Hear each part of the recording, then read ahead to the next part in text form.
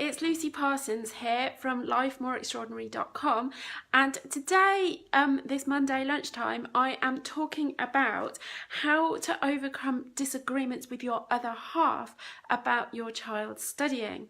Now, this is something that has come to light in my Facebook group for parents, the Supportive Parents Successful Students Facebook community, over the last week or so, where parents have been talking about how one parent wants to do one thing and the other parent thinks it should be done in a different way, and this means that they don't have a united front when they're talking to their child about, you know, what their child should be done in terms of studying. And it's tough enough anyway to keep your child you know, doing the right thing. You know, teenagers have this huge resistance to doing the work for exams, which are 9 months or even 2 years away. And you just want to keep them on the task. So when your other half is saying, oh no, they don't need to do that, it's really, really unhelpful. So what I want to talk to you today about is how to actually deal with this situation and give you kind of a step-by-step plan to try and make it better. So the first thing is that the most important thing is your relationship and a happy home. So it's all very well getting your child to do the right thing with their studies, but if it has the impact of breaking down your relationship or making your relationship with your other half you know, unsustainable or not very good at all, then that's no good for anybody, because what your teenager needs more than anything else to thrive is a happy home. Now, I'm not going to tell you to stay with your partner, whatever, you know, if it's a really bad relationship, if it's abusive or whatever, then you probably need to be thinking about other options. But what I'm trying to say to you here is that you need a happy and stable home for your child. And if you can work with your partner to make that that home stable, that's the very, very best outcome for everybody. So that's what I'm going to encourage you to do. First of all is do your best to have a stable and happy home and a good relationship with your other half, because that's the best springboard for your child's success in their education. Now, if it means that you don't, if it means that you and your partner go separate ways, and that's what's going to lead to the greatest stability and the greatest happiness at home, then maybe that's for the best. But that's the first thing I want you to remember, is that it's all about having a stable and happy home. Okay, the second thing is that once you've managed to agree with your partner that we need to work on the relationship and we need to make this home life stable and happy, we need to present a united front to our child. So if one parent's saying one thing and the other parent's saying the other thing, your child, whatever age they are, is going to be confused about what the boundaries are and what your expectations are for them. And they're not going to know basically what is right.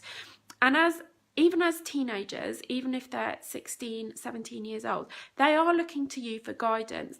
And I know it's difficult because they're also looking for independence and looking to forge their own way in the world and do things their own way. But ultimately, you're their parents and they're looking to you for guidance. So most people will go to their parents to ask for advice. Like, even when they're in their 40s or 50s, they'll be asking their parents for advice. So just because they're 16 or 17, it doesn't mean that they aren't looking to you to give that advice. Hi, Carolyn, it's great to see you here. I hope you find this useful. Please make any comments as you're watching, as we go through. So, yeah, it's really important to present this united front to your child. So one way that you can do this is just agreeing that even if you have disagreements behind the scenes when your children aren't listening about how they should be approaching their education and their studies, but actually when they're asking your permission or you're discussing it in front of your children, then please agree with each other to present a united front. So my children are younger than yours, but when this happens in my home, if, for example, my daughter says, can I stay up late to watch Strictly Come Dancing? I'll be like, no, you can't, because you've been really tired this week, and you know, it won't be good for you. You can watch it on catch up tomorrow. And I said, and then I will usually say, don't you agree, Daddy? And Daddy will say, oh yes, that's a very good idea. And then the children know that they don't argue. And because both Mummy and Daddy are presenting a united front. So always, if I suggest something, my husband backs me up. And if he suggests something or says something or sets a boundary or whatever, then I will back it up with him. And that presents a united front. And then the children, they just say, oh, that's the way it is. They accept it much more easily. Not all, you know, not all children are going to accept it straight away, because it will depend on their personalities, and it will also depend on kind of how you've handled these things in the past and how clearly you've set boundaries. But if you're presenting a united front, it will be much easier to keep something, you know, this is how it is, this is how it's going to be, you know, we're not having an argument about it. So having that agreement about presenting a united front is going to make it all much easier, and it's going to reduce the arguments with your teenager. But then what do you do about how you deal with your other half? So this is quite fundamental stuff, really, and I'm not a relationship coach, but this is just kind of how I see it from having worked with lots and lots of different families. And I think the most important thing here is your values. So work out, if you are disagreeing about lots of things to do with your child's studies, what you need to do is work out where that disagreement is coming from. And it's probably coming from having different values with respect to parenting and education.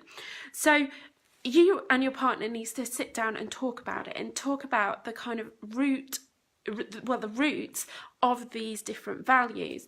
So for example, I come from a home that really valued education, and both my parents really valued education, and that's why I really value education. Now, if I'd gone and married a man who didn't have the same values around education and was much more into kind of having fun, having a really relaxed time and all that kind of thing, that would have caused tension and conflict. But you need to understand where your partner's coming from in that respect. So I married a man who does really value education, and that's really helpful. But if your partner's coming from somewhere completely different on this, then you need to understand why, and you need to show that you respect that. But then you also need to work together to kind of work out how you're going to reconcile these two different sets of values and two different approaches. So you might discover that actually your partner really, it does value education, but what they seem to value more is having you know, a really close relationship with your child, and or maybe they didn't have friends at school and they want your child to have lots of friends, so they're prioritising social life over schoolwork. And so what you need to do is find those points of commonality. So in that instance, if one partner thinks that social life is more important, the other one thinks that education is more important, you think, well, actually we both want what is best for the child. How can we come up with a compromise? So rather than one partner saying, oh, you can go out all the time, socialise whenever you like, whatever, you know, can you put some boundaries around it and say, you just go out and see your friends, or go on Snapchat, or play your games and you know, socialise digitally once you've done X, Y and Z in terms of your education, so that you strike this balance with each other. So I hope this is making sense. Tell me if I'm talking complete nonsense, but this is you know, you've got to find that common ground and build from there, and then talk about how you can build in the compromises, and then really have that thanks Carolyn for your comment, I'll read it all in a minute. But once you've got that united front, it's then about really presenting that united front to your children, so that they don't try it on with going to mum for one thing, dad to the other thing, mum and dad then disagreeing with each other, and that causing arguments both within your relationship and with your teenager. You just don't need that. Nobody needs that. So the last thing that I would suggest is, if you really can't agree on an approach or what should be done, then the last thing you can do is seek external advice. So you could seek advice from the school. So if you don't think your child's studying enough and your partner thinks they're doing plenty and it's causing lots of arguments, you can go to the school and say, well, are they doing the right amount of study? Hi, Kirsty, it's great to see you here. And if the school says, well, this is what they should be doing, and they're not doing that, then you and your partner need to work together to make that happen.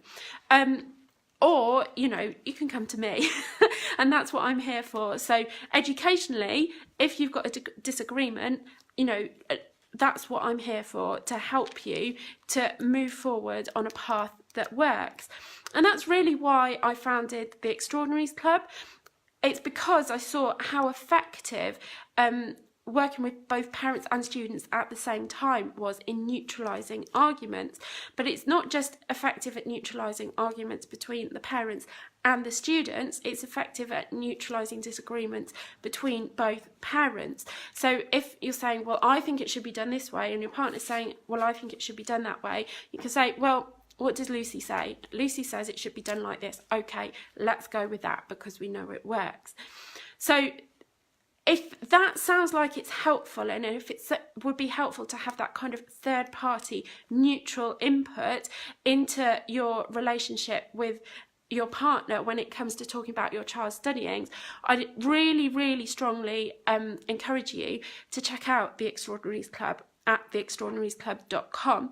So it's my brand new study skills membership program for parents and students. So when you join, you can sign up to 5 members of your family, and what you get is my complete study skills course, which is called the Exam Success Formula. So that's within the Extraordinaries Club, and it takes you through everything that your child needs to know about how to work and study effectively.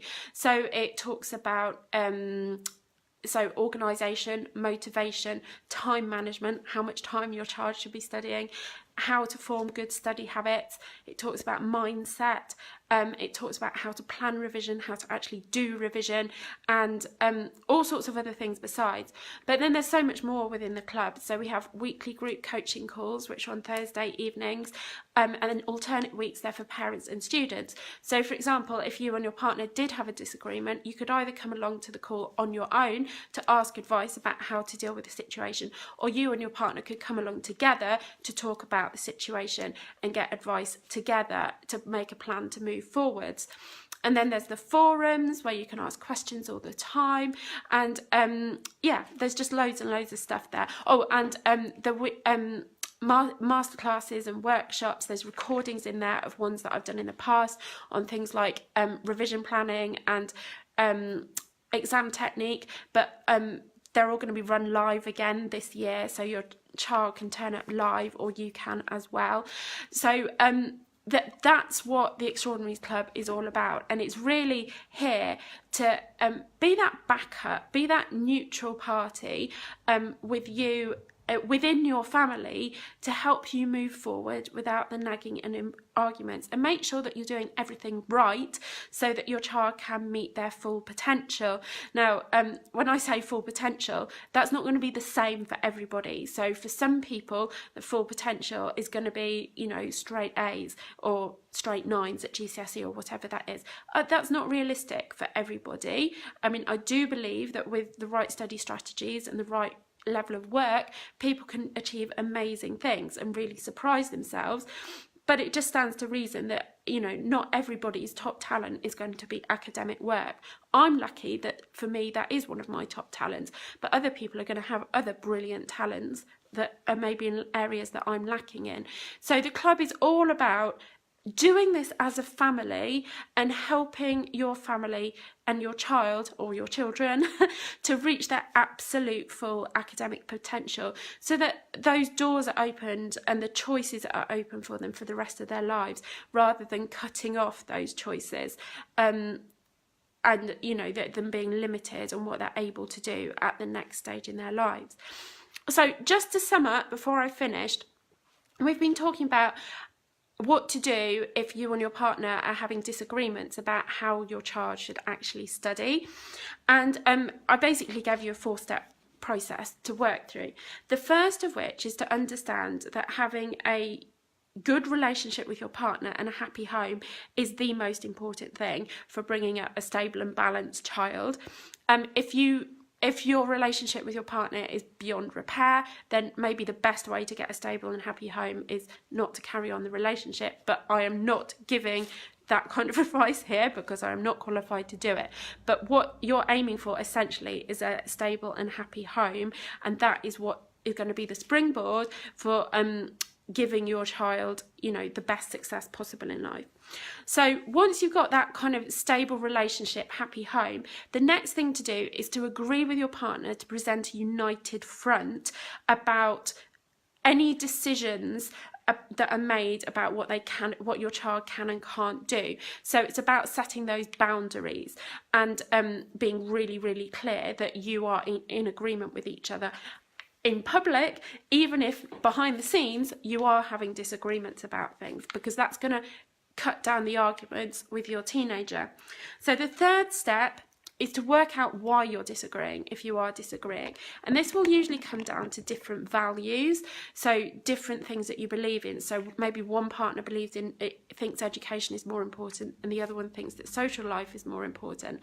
And you really need to understand where that's come from, and you know, in their background, in their psyche and all that kind of thing, and really understand that and listen so that you really do understand. And then it's about coming to compromises and finding where there is commonality, like both wanting the best for your child, but then working out how you can kind of achieve the two different sets of values at the same time together. And then the final tip is to seek expert advice. So if you just don't know and you're having arguments because you don't know or you're slightly unsure, the best thing to do is ask somebody who does know. And you could ask your child's school, or you can ask me and work with me to get my input and support in that way. And I really encourage you to check out the Extraordinaries Club if that is something that you think will really, really benefit you. If you've got any questions about the club, I'd love to answer them. Pop them in the comments here or send me an email at lucy@lifemoreextraordinary.com. Thank you so much for watching. If you've got any questions when you watch the replay, please just let me know in the comments and I'll be really, really happy to answer them for you. Thank you for watching and goodbye.